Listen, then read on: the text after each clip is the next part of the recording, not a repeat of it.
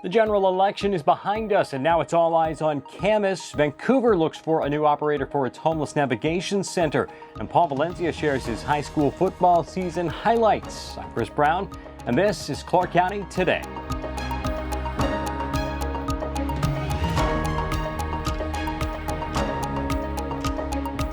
Hey everyone, happy Friday to you. The November general election happened this past Tuesday. Hope you voted. We were at the Clark County Public Service Center to hear from candidates, either celebrating a victory or plotting their next steps. Vancouver City Council will have one new face, with Sara besting former county and city councilor Jeannie Stewart by nearly 35 percentage points. I feel pretty amazing, actually. Yeah. It's been a long journey. A lot of volunteers have been working on this campaign with me, and so just to have the results come in the way they have, I guess it feels wonderful to know that the citizens of Vancouver have decided that they do need a new face on council, and they want that person to be, what I imagine would be a veteran, a person that comes from this blue-collar background of a family business, and then also just that expertise that I bring with the city planning. So that says a lot about what they're hoping is on city council. So it feels wonderful. Fox will join Erik Paulsen, who polled in 74% in his race against Maureen McGoldrick. Paulsen will finish Alicia Topper's final two-year term before having to run again. You can find a full recap of election results on our website, updated each afternoon as more of the remaining ballots are counted. In his editorial this week, Clark County Today's Ken Vance reflected on the election results, noting that in his opinion, the most intriguing storyline was the resounding defeat of Proposition 2 in the city of Camas. You'll remember Prop 2 is the pool bond, which would have taxed voters up to $78 million, all but $6 million of which would be spent on the construction of the proposed Camas Aquatic Center. Shortly after, members of the Camas City Council approved placing the proposition on the November ballot, considerable opposition formed, and the effort created enough passion amongst residents of the city that two write-in candidates challenged Mayor Shannon Turk in Tuesday's election. Now, Proposition 2 failed by almost 90%. Vance said that in his career, he, quote, can't recall a stronger statement made by voters in Clark County, unquote. County Auditor Greg Kimsey told us that we likely won't have the breakdown of the race for mayor until the middle of next week. Turk received approximately 40% of the vote. The write-in candidates received almost 60%, so stay tuned.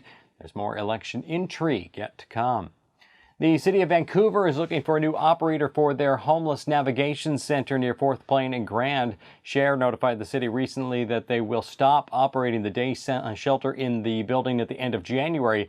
Share's Executive Director Diane McWithy told Clark County Today the move was due to a difference of opinion with the city over how the center should be run. Vancouver is in the midst of analyzing a report done by Alpha Project, a homeless outreach nonprofit based in San Diego, which was deeply critical of Share's management of the navigation center.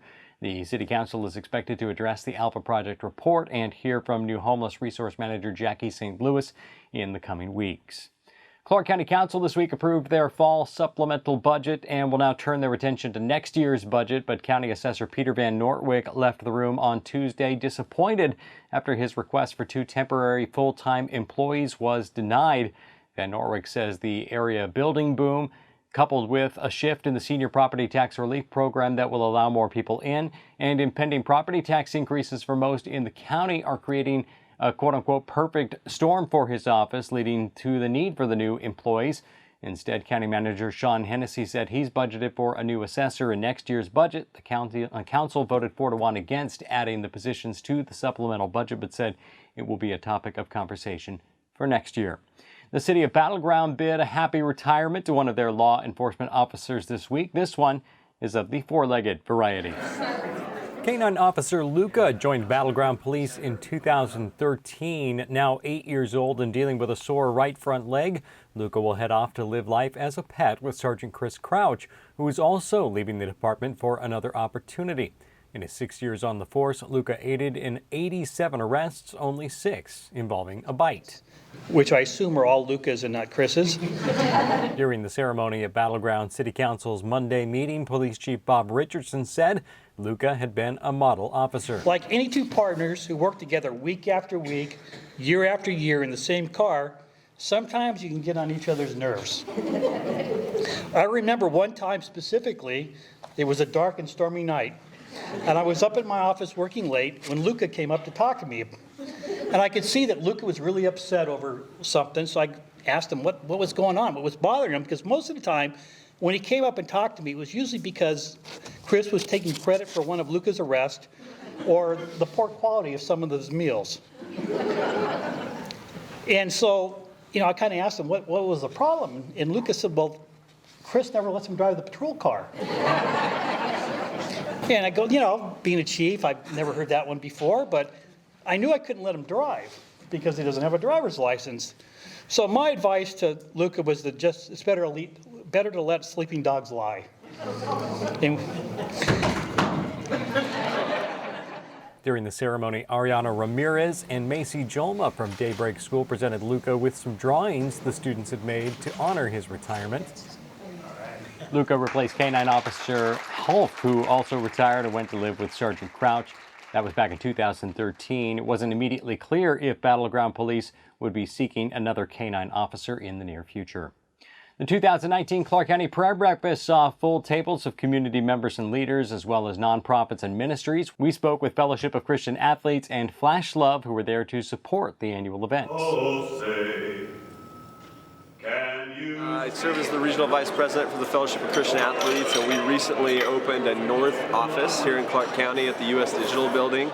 So through the invitation of David Medor, I had the opportunity to speak at the breakfast and pray for the next generation of leaders, the youth in Clark County. I love the topic today, Leadership Matters. We believe leaders create culture, and culture creates the next generation of leaders. So FCA really is an opportunity to create a space on a public school campus where these kids can have conversations that matter. We got connected with the prayer breakfast. I was invited to be on the steering committee with the team, and just to help make decisions, help drive it along, and prepare for what it is today. What we do is we connect with the youth on a heart level. We help them understand what their identity is.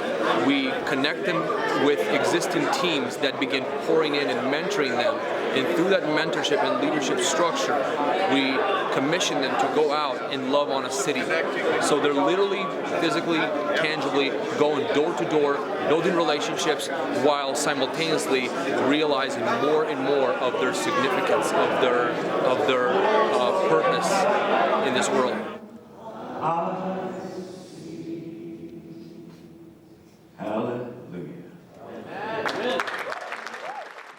Out in Washougal, the community is stepping up to help a couple businesses affected by a major fire. It happened shortly after midnight on October 20th, sparked by a pile of sheets that spontaneously combusted inside Riverside laundromat. Now, GoFundMe pages have been set up for Wanda Walker's Clinic and Racers Division, the two adjoining businesses most severely damaged by the blaze. It's been kind of bittersweet, said Racer Division owner Jared Cooper. We're very grateful for all the support that we've got. It has been a big part of what has kept us going. You can find the full story and links to the fundraisers at clarkcountytoday.com. Time now to check in with Paul Valencia, joining us from the parking lot outside Oakland Alameda County Coliseum. Hey, Paul Valencia here, Clark County Today. Happy Friday to you. Actually, we'll know if it's a happy Friday from Thursday night's game in that stadium right there. I'm in Raider Nation, everybody, but I'll be back Friday in Clark County to cover some high school football. We got Week 10 playoffs coming up. Clark County Today has all the matchups, but also Clark County Today has the best moments from all the football teams that didn't make the playoffs, because every team had some good moments this year. ClarkCountyToday.com has those best moments on the site this week. Also, state cross country is Saturday in Pasco. 120 athletes from Clark County are racing. You can see all of their names on Clark County Today. That's it for sports this week. We'll see you next week. Thanks so much, Paul. And there's your quick check of the top stories this week from ClarkCountyToday.com. Be sure to follow us on Facebook, Twitter, and Instagram to see when stories are posted and be part of the conversation. You can also send story ideas and tips to news@ClarkCountyToday.com. For all of us at Clark County Today, I'm Chris Brown. Have yourself a terrific weekend. Thanks so much for watching. We'll talk to you next week.